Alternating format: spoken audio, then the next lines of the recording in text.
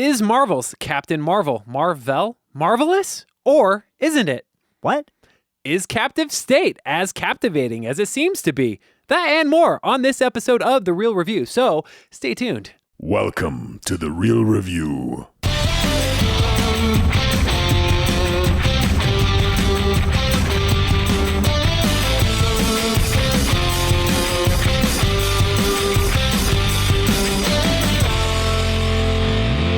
Welcome to The Real Review, sponsored by Parametric and Lazy Ape Studios, where you get some of the latest happenings, real thoughts, and perspectives in the world of film and television. Everybody, I am here with my pal Joel Flurkin Cunningham. Yes, thank you. Yes. That's probably one of my favorite parts of the film. Yeah. It was, we'll get into it. Well, yeah, we'll talk about it. But I am here. How about, instead of spoiling things, I'm here with Matt. Objection, Your Honor. Hey. It's so true. I feel like I'm legally qualified to be a lawyer now. You probably are. Are you allowed to talk about specifics of the case? Were you even in the courtroom or anything? Yeah, actually, so basically it was a criminal, aggravated assault robbery. Oh, wow. Yeah. Okay, we should clarify. Matt wasn't having a trial. Right. He was on jury duty. I was on jury duty, and that's actually the furthest I've ever made it. I got selected to be on the jury. Wow. And then I was there for 3 days before they dismissed it for undisclosed reasons. I went all the way through an entire trial. Really? It was a drunk driving trial, right? Oh, wow. And then at the very end of it, I got selected as the alternate. I was like, come on. Wow. Yeah, so I didn't even get to weigh in So on what you actually. went home. Yeah, I mean, the guy was guilty as crud. It was like, I left. They went and it was like 2 hours later at most. They said the guy was like completely guilty. It's crazy. Yeah, but it was pretty funny. It was hilarious. Anyway, so I was out. I didn't get to do it. I was basically jury dutying it up last week. Yeah. So I didn't get a chance to talk about Captain Marvel. So that's why the long-awaited Captain Marvel review. Yeah, I think we should do a spoiler place. talk too about it. Oh, for sure. Yeah. I mean, talk about some of the stuff that happened. Totes red with cats and eye patches and things like that. Yeah. Anyways, if you are tuning in for the first time, this is a real review, or if you're returning user, member, congregant, in case you signed up. If you're here with us, yeah. Thanks for tuning in, guys. This is a real review. So what we do, Joel, is first of all, we kind of approach things from a very, from not necessarily very different perspectives, but different perspectives. It's the same world, maybe just different poles, north and south. Yeah. So Joel's a little bit more critical, analytical, detail oriented, can get nitpicky or criticizing or negative at some points in time. So where I'm maybe a little bit more fun-loving, emotional, just want to have a good time. Did it strike me emotionally? We were talking about this. Even the way that you approach the beginning of a film is very different than the way that I approach the beginning of a film, which we both still get we take the same thing from it. Yeah. But emotionally, it's entirely different. Right. So for you, I'm very emotional with just who I am as a person and very optimistic a lot of times. So I always want everything I see to be really good. Yeah. And so I go in with this oh, please be good. I'm almost anxious. I'm excited, but anxious for it to be good. And if it goes off the rails, I'm like, oh crap, this isn't going the way I planned. It hurts a little bit. Right. But for me, I'm sitting there and I'm watching it the first 15 minutes or so. And I'm like, okay, how's this going? Is it going well? Is it going bad? And if it's going bad, I'm like, this isn't turning out too well for them, is it? If it's going good, I'm like, hey, this is better than I was hoping. But that's as far as I go. For me, if it's bad, I'm the whole time, I'm like, okay, it's just a first act slump.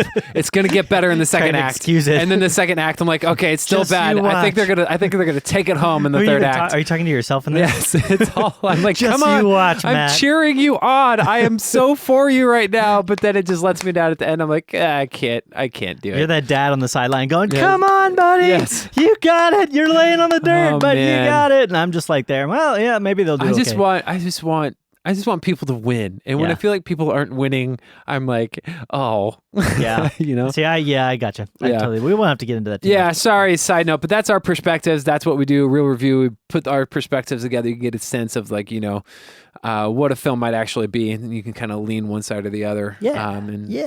That fun stuff. But anyways, so that's what we do. Joel, how can people get connected with us and learn more about us or what we do or what we have going on? Well, some great ways to do that, Matt. First and foremost, we have our website, which we're always posting all of our content up on there. So realreviewmedia.com is a great way to get connected to that. Additionally, we have our Facebook, which is facebook.com/realreviewmedia. We'd love to get connected on you there. We're always posting trailers and fun stuff that's happening online, different social media and things. So definitely get connected.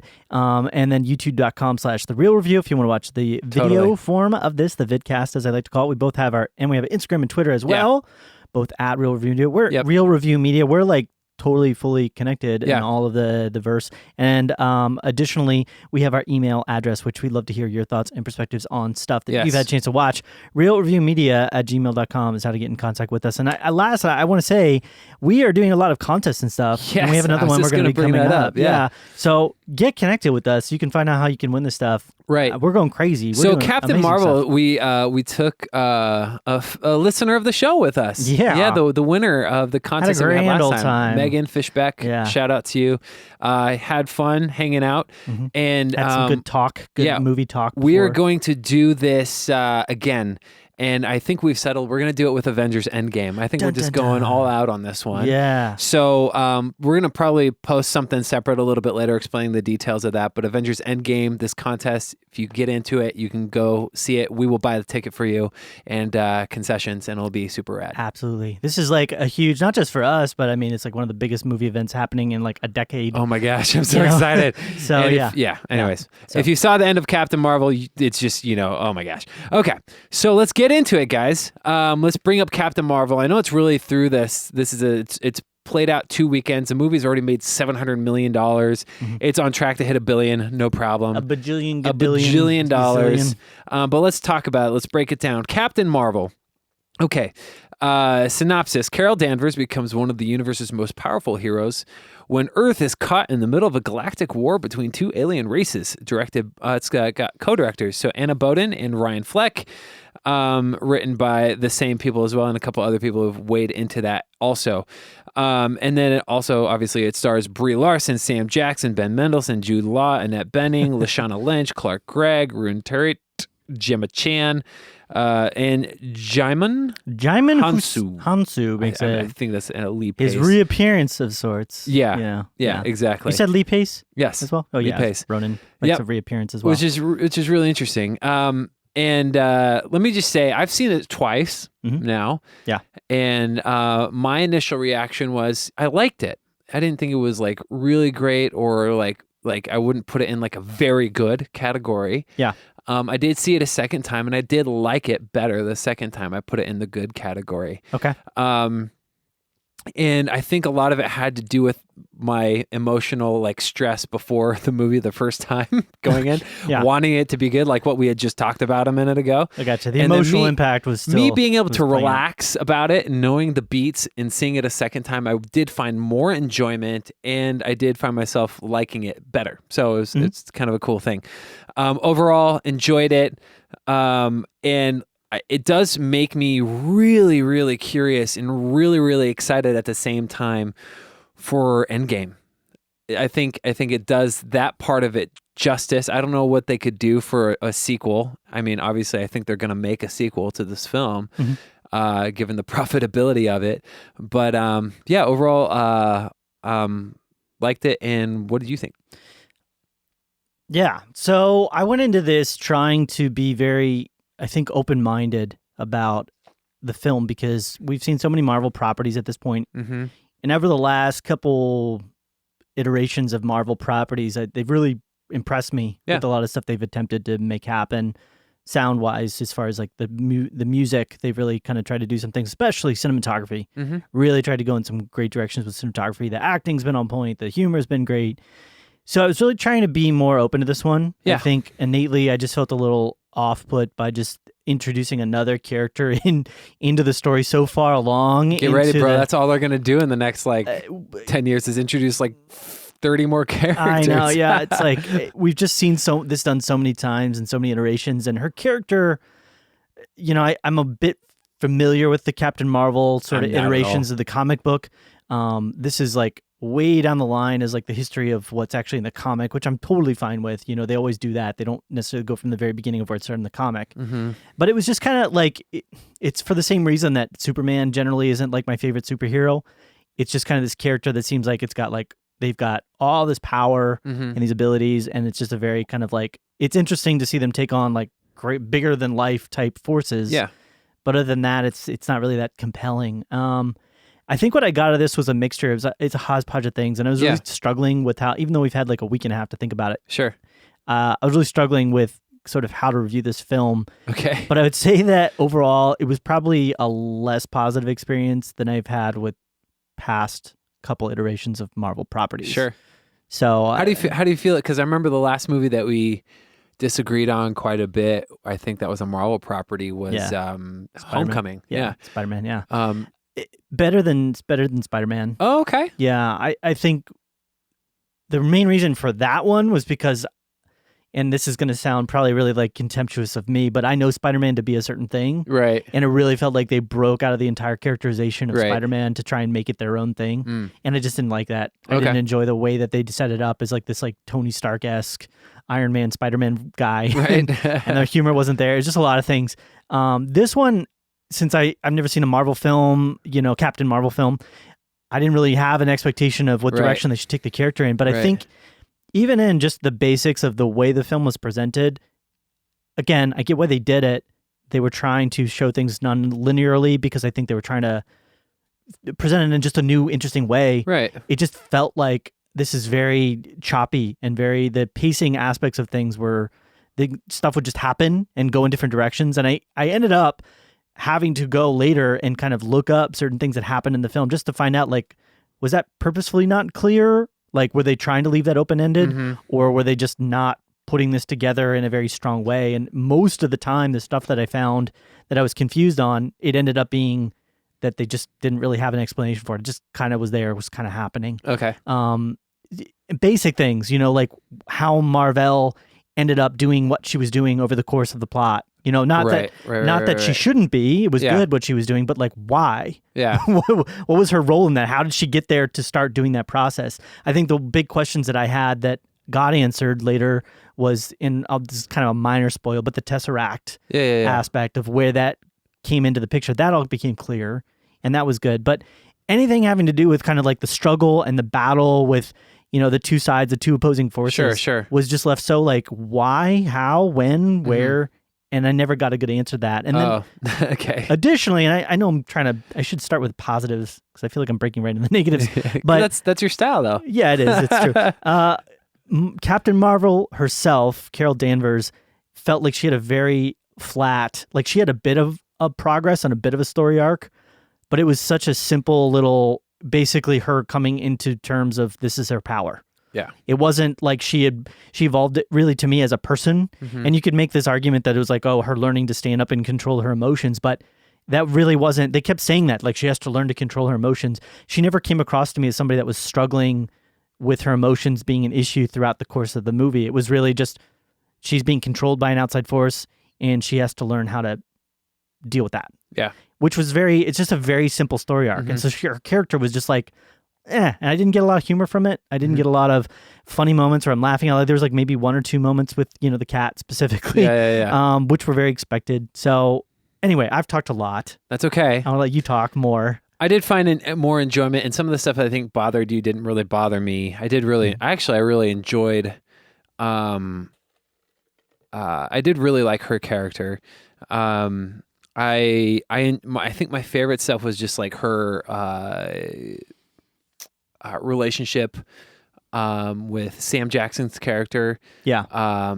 And how that kind of played out, and they're just kind of them talking back and forth. Sam Jackson, let me just say one thing positive, super impressed, and Marvel is just like stepping it up. I couldn't tell that Sam Jackson's face was like CGI'd younger. Like I couldn't tell that it was CG, and Coulson. Yeah, both of them were great. Right. It was incredible. Yeah. I was the second viewing, I was intentionally looking at Sam Jackson's face trying to find flaws in the CG, and I couldn't. Yeah. I was like, that looks like him. It really did. Yeah, it really 30 did. years ago, or whatever. Yeah, they did a great job, yeah. It was impressive. Yeah. Very impressive. Mm-hmm. And this, I don't know what that means for the future of movies, but oh my gosh, I feel like this has opened up a whole new world of possibilities. It's going to get to the point where they'll just have a voice recording of actors and then they'll just digitally insert their body into a film. They'll have like a digital recording of them. Right. That's what we're getting. This is a wild,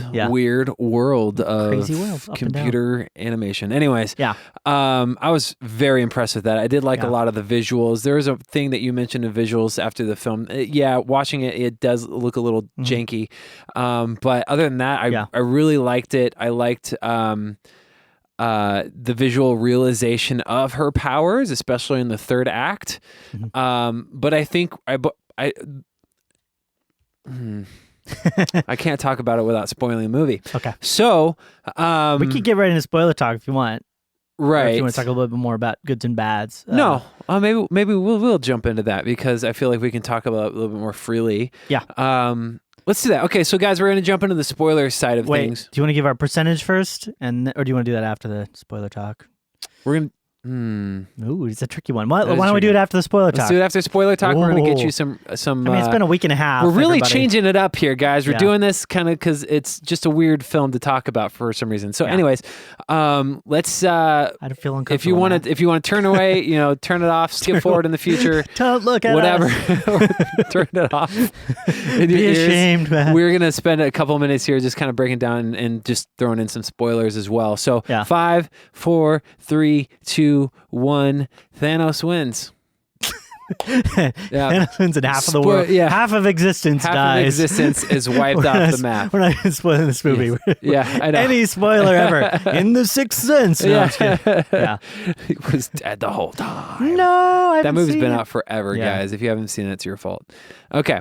So, Captain Marvel, one thing that I liked but didn't like at the same time, so it's a positive and a negative, and it might be other than the tone of the film seeming kind of blasé at times, I think that the positive for me was the realization of her powers, especially in the third act. But that's also the negative because I feel like it's not even fully realized in the third act. I feel like you're just getting a glimpse of it. Yeah. And I feel like they're like kind of almost like, hey, this is a placeholder to get you to Endgame, to what you're going to see, what she's fully capable of against Thanos. Because Marvel's president, Kevin Feige, is very, I don't know, it's not president, he's like the production overseer or whatever.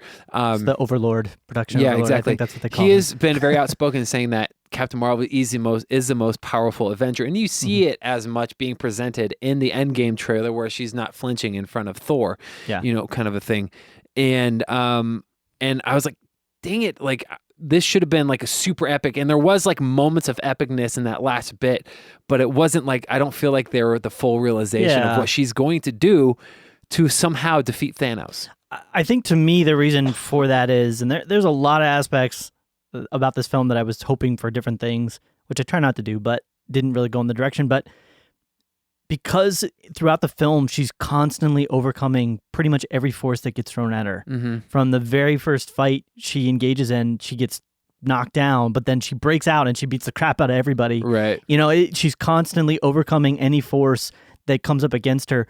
So when she finally has her realization of her powers, her like full powers, it's not that much of a significant like flip of a switch. It's more just like she owns the powers now versus, oh my gosh, she's like really, she's unlocked some ability. Well, that's kind of the reason that I felt that way. I felt like, I feel different. I felt like the switch was flipped, especially with all the Ronin stuff. Like she just took down that ship by just flying through it, basically. And then, but at the same time, she always had those powers though. But they just kept they were right. She had a governor. She basically kept them in check, and they could stop them. But she could have done that even before. They basically, whenever she got out of line, they would flip the switch on it. Well, at the same time, it was a psychological thing that's there to protect you. Right. We could take away.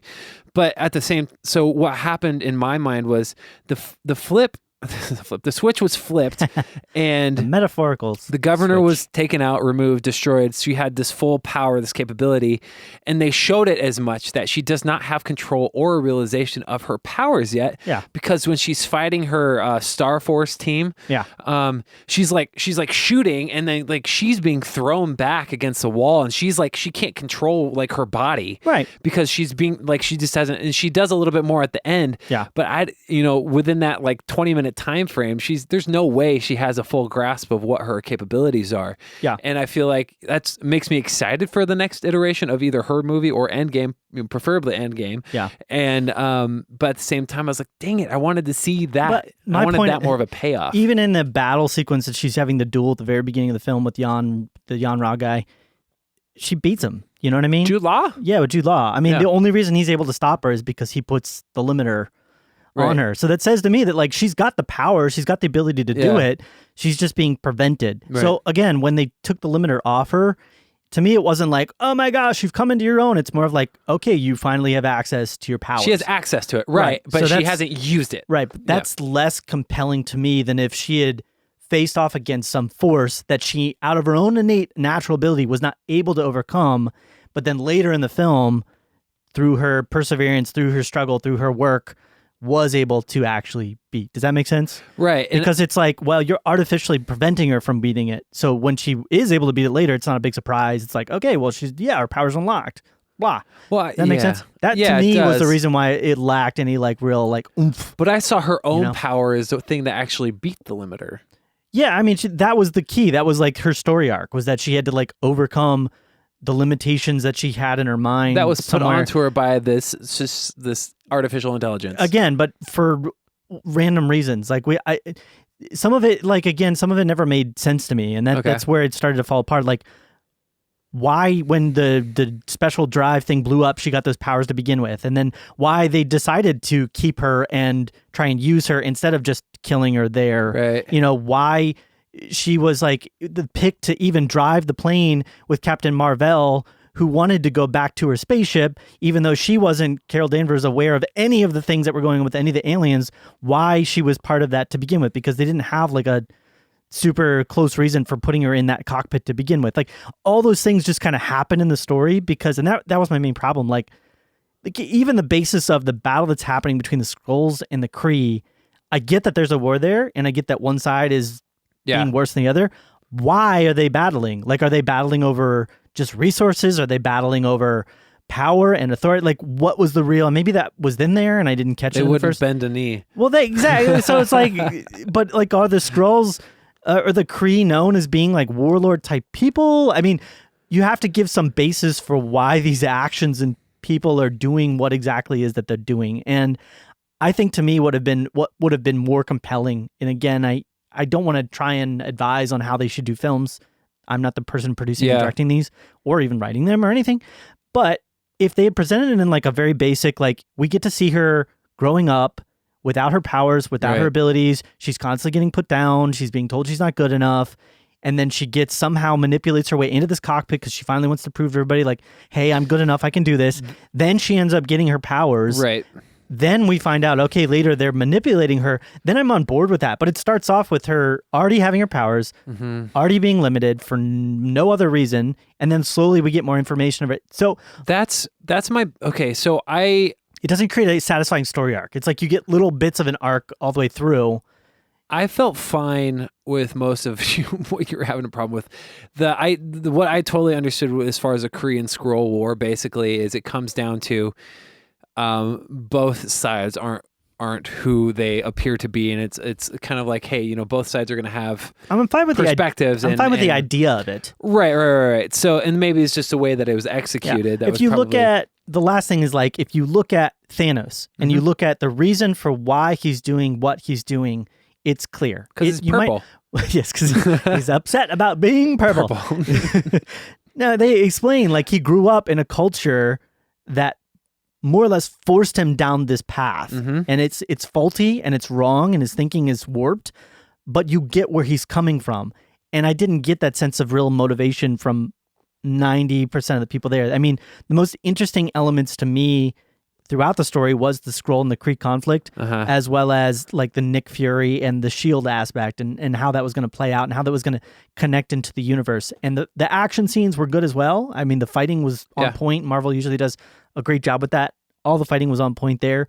But it wasn't like I was like, wow, is she going to be able to overcome these circumstances? It was like, well, just when is she finally going to like figure out how to take a chip off her neck? Right. Like literally just go boop and take that off.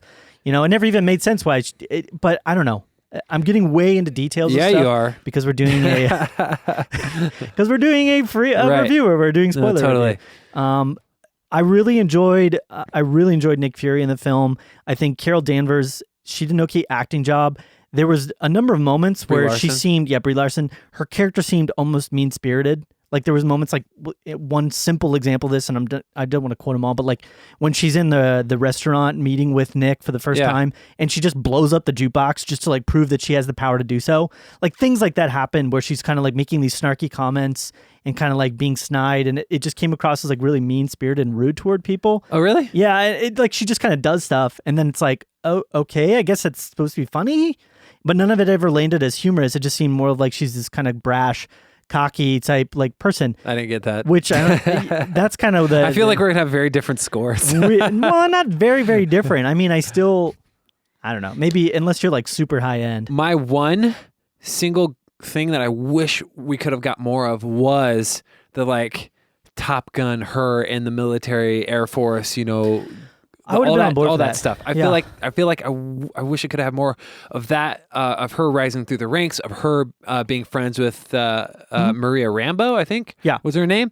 That would have been cool. I would have been on board with that. I mean, that, and then you would have gotten a sense of who she was before the powers, right? Exactly, and the limitations that she was already under. I know we got just a little bit of that, but like maybe even just like a scene or two. So it was just a quick brief. Also, the Flurkin was awesome. The Flurkin was fun. It wasn't shocking, but it was funny at times. It reminded me of the first time that we saw Groot take out a bunch of people all at one time. Yeah. You know, where he like extends his branches and like grabs like three dudes through. And you're like, what is going on? Why haven't you done this So when sooner? the Flurkin like did that the one time with all the guys and like ate them, I was like, what? Yeah. The only other thing I'll say about this, and this was another negative for me. Of course it is. Of course it is. Well, don't be mean. Come on. Just because I have negatives doesn't mean I'm wrong here, bro. I'm not saying. I'm just saying it's apparent that I can talk about positives as well, but like the other negative that I had was the music, and I know you didn't have a problem with it. A lot of people actually really like the music, and I get that. It felt super out of place for me most of the time. Yeah, there was only one time where the 90s music felt motivated by the actual stuff that was happening. And that was the I'm Just a Girl, but that to me was such an eye-rolling, like obvious pick. Like, okay, I'm just a girl, but I've got this insanely powerful. Whereas if you look at one movie that I think does it right, if you look at Guardians of the Galaxy, in both movies, the mood of the music and the tone and the purpose of the music fits within the style of the moment. Yeah. Whereas like this one, she'll be riding a motorcycle and then all of a sudden 9 Inch Nails comes on because it's 90s and we have to have 9 Inch Nails. It's like, that's just the way they did things in this movie, and it did not fit at all for me. It felt very like that's fine. Well, like, hey, we're gonna throw 90s music in. That's fine. I'm fine with it. I'm Just a Girl. I thought it was really on the nose. It was too on the nose. But I thought it was okay still. It's fine. So, hey, dude, what are you gonna score this thing? I'm gonna give it a 79. 79. Yeah, higher than you probably thought. That is a lot higher than I thought. Yeah, it's not a failing. The way movie. you talked about it, I was thinking 60s. But well, like I said, I could go into some positives and talk more about positive stuff, but you just wanted to lead with the negatives. Yeah, exactly. Okay, I gotcha. I wanted to have more of a negative review. Okay. But it's 79. I mean, it's still... I'm actually not that far off. Oh, really? Yeah. Okay. I'm actually at like 83. Oh, wow. All yeah. Right. So I enjoyed it. I'm excited for Carol Danvers and what she is about to do in the future. Yeah. So I like that's hopefully this has never been a thing where it looks like I just bash on films and then I give them these horrible review ratings. I bash on films, but I try to look at them in the holistic sense of what they are as films. It was competently edited. Yeah. There was no like out of focus shots. The acting for the most part was great. The special effects, except for like the one scene we talked about where she like unlocks her powers and she's falling to the earth. Everything but that looked right on point. And I mentioned the action sequences were really good. The music outside of the 90s stuff was really good for me. The score was cool. But like I said, these are the negative aspects. And so that every single little bit of that chips away at it. Yeah. Yeah. No, I'm excited at the possibility. My least favorite Marvel movie that I've seen lately, and it's not so. For example, let's just say I really like all the slate of Marvel films. I think they've just done a bang up job, stellar through and through. My least favorite one recently was Ant-Man and the Wasp. Yeah. I liked it though. Yeah. Like, I'm not saying it's a bad movie. It was just not, I was just like, it was fun. You know, it's cool. It's cool. I enjoyed it. And I'm okay with not seeing it again. Yeah. I got a good grasp on what it's bringing on to. I did like this one more than that. I agree. So that's good to know. So 79, 83. I got a chance to see a movie that's a little bit more current than Captain Marvel. Mm-hmm. And this movie is Captive State. Sounds similar. And I've been talking about this movie because I like the sci-fi genre. I like post-apocalyptic. I like people trying to survive and like really because of alien invasion or whatever happens, some type of survival tale. Yeah. This movie is I feel so conflicted by this movie because I felt it started off really strong. And when I say started, I mean the first 5 minutes. I thought it started off really strong and I thought it ended really strong. Yeah. But all the in-between stuff, I feel like it was almost a bait and switch because let me do it proper justice by going through it and doing what we usually do here. So Captive State, if you're not aware, set in Chicago neighborhood nearly a decade after an occupation by an extraterrestrial force, Captive State explores the lives of both sides of the conflict, the collaborators and the dissidents. So basically you have the aliens that come down. Let me say this. We have John Goodman, Ashton Sanders, Jonathan Majors, Vera Farmiga, Kevin Dunn, James Rancid, Alan Ruck. So you have these aliens that come down, they hang out, they're like, hey, we want to, we're trying to make things better for you, but, it's very shady. We don't hear a lot about what their real reasons are. And you have people that are sympathetic with them, that work with them. You have people that are against their occupation because they're ruining their way of life or whatever it is. The exact reasons aren't made entirely clear. And the poster alone, like there's this red dust that's kind of like on the poster, and they make it seem like it's a flare, but it's a very specific reason on there, and they make it very apparent why it's there. And the opening scene, that's what I thought was really strong. When something happens in the first 5 minutes, and there's this red dust situation, I was like, oh dang, this movie's gonna be like intense. I was like, all right, but then it didn't follow that through. Like, you kind of have the main character, they do some stuff, you get to know them a little bit, and then legitimately the main character becomes, like, about halfway through the movie, becomes locked in a specific space or place for like 30 minutes to where you kind of like, what happened to this person? And it's less about the aliens. Like, you don't see the aliens frequently at all. You can definitely tell that they were kind of, they were probably saving their dollars, a little bit by concealing that and trying to make it more of a political uprising, film, which they did an okay job. They really hit it home at the end, but through the middle, I was just kind of like, it was boring at times. I was like, what is happening? Yeah. And the way they ended it, I was really, really on board with. I wish they would have took it one step further by showing what was going to happen. Mm-hmm. They were like leading up to something like, oh, okay, I get it. And then they didn't show it. Like, it was kind of like something's going to happen. Yeah. Didn't happen. I wish I would have went to that place, but I feel like the whole middle section, like, you don't see any aliens, you don't see any there's not a lot of other ramifications about what's going on in the city. It's basically, you see the people who are collaborating, they're doing stuff, you don't even see a lot of them, to be honest, and then you spend most of your time with the dissidents, the people who are just there to try and thwart the uprising, to spark a war, but we don't know why specifically they want to spark a war, other than maybe the resources are being tapped of the earth. Yeah. And they just didn't do a good job fleshing it out. I felt like they could have done better. There were some really cool shots. It was directed really well. The CG that was there was good for the most part. The alien design was good, except for like there's like different types of aliens that were very like Predator. Like, they're kind of like the Predator. Huh. I was like, okay. I didn't care for those ones, but the ones that you see at the beginning and the end were really cool looking. They make clicky noises? Nope. But they have like this crazy, like, I think it's in one of the trailers. You see that, like, they have like this crazy hair stuff that like becomes rigid and becomes spikes. That's kind of like the blades on the Predator. kind of a little bit, but it's all over their it's all over their body though. Sorry, I like Predator. Yeah. I love Predator, Yeah. but I don't. This design was like a cheap knockoff. Of anyways, so I'm super conflicted and disappointed because I've been talking about this. I've been really excited Predator's about it. half cousin shows up. Yes, exactly. It's just Preda. Preda. Yeah. Hey, Predator's cousin. Preda. He's like, yeah, like Ted. Anyways, so yeah, just a little disappointed by that, and kind of just like wasn't as invested as I wanted to be, and in the characters. I didn't care for any of the characters except for maybe John Goodman and Vera Farmiga and kind of what that story, because they hit it home emotionally at the end, and that's where it got me. I was like, they nailed it. So like that's where the emotion. I went in. I was like, this is gonna be awesome. And then it's like, okay, I hope they kind of like narrow its focus a little bit more throughout the story. And then I was like, they still haven't done it yet. Oh, I don't like this. Where's the main character at? Okay, bring it back. No. And then the third act, they legitimately like took it and they wrapped it up. It started strong, ended really strong, and in the middle, I was just like, what happened in the middle? You know. Anyways, so I kind of liked it. Okay. Wish it could have, focused a little bit, like brought in the focus and the reins a little bit more in the middle.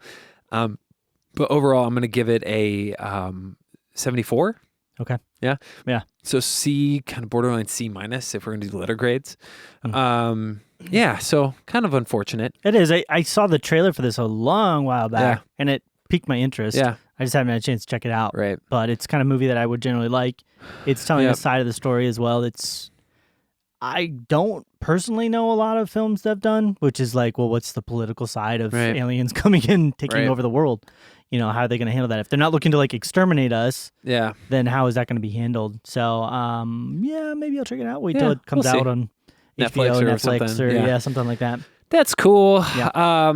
Well, anyways, that's it. This week, I am Joel. Joel is still TBD at the moment, guys, but I'm going to be watching Us this week. I am over the moon excited about. I am the horror thriller film aficionado. I love it. Yes. And might not be us. It might be you. It might just be me. Yes. Yeah. Exactly. But that's going to wrap it up for today. And again, if you want to get tuned in and kind of check us out a little bit more, go to realreviewmedia.com. You can attach or get connected to all of our social media, Facebook, Twitter, Instagram, at Real Review Media, also youtube.com/The Real Review.